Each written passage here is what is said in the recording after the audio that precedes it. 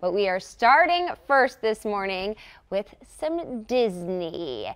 Disney expert Cheryl Waag is here with an insider information that could save you lots of cash on an upcoming getaway. Thanks so much for being here. Hi, thanks for having me, Gina. How many times have you visited Disney parks? In December, I just celebrated my 100th visit to a Disney destination. No way. Yeah. 100? Yeah.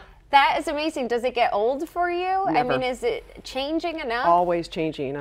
I like to go down there 2 to 3 times a year because there's just constantly so many things changing. But I've done Aulani in Hawaii, Adventures by Disney, Disneyland Paris, Tokyo Disneyland, Disney World, and Disneyland in California. I didn't even know there were that many Disney Well, parks. I haven't done Shanghai yet. So, is that on yeah, your list? Shanghai and Hong Kong. Yeah, yeah. Okay, so what's new at Disney parks that families who might be thinking about going should be?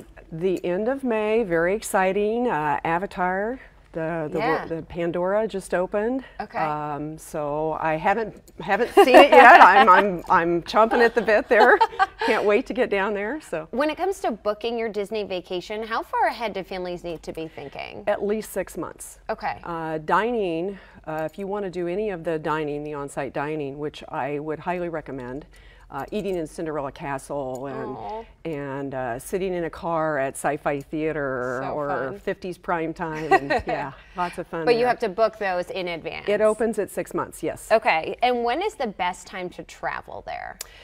There used to be a semi-off season. Probably the slowest now will be early November. Okay. Maybe the first couple weeks of December, January, and then before Valentine's Day. Okay, and when there are those lines, if you do go at a time when it is busy, any tips for navigating the park, maybe getting around some of those lines, or which line to pick?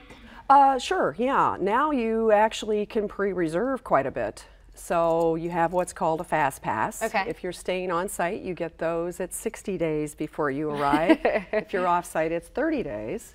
So you want to get those pre-booked, so that shortens your wait time for at least 3 rides every single day. Oh, a lot of people think about Disney, they think this is a trip we take with kids, but is it good for just adults? I go all the time. Yeah. You look embarrassed. Tell me yeah, my girlfriend and I are, I've got several girlfriends, and in fact, after I got out of college actually as an adult, and that was our graduation trip. I love that. So it was a lot of fun. So yeah, multi-generational trips are very good too. And so. they do have things targeted for adults, right? Absolutely. Okay.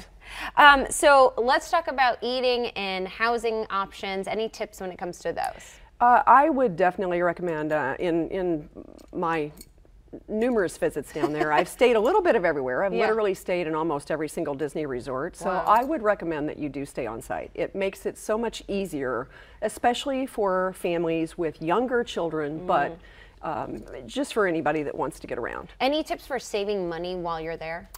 Yes.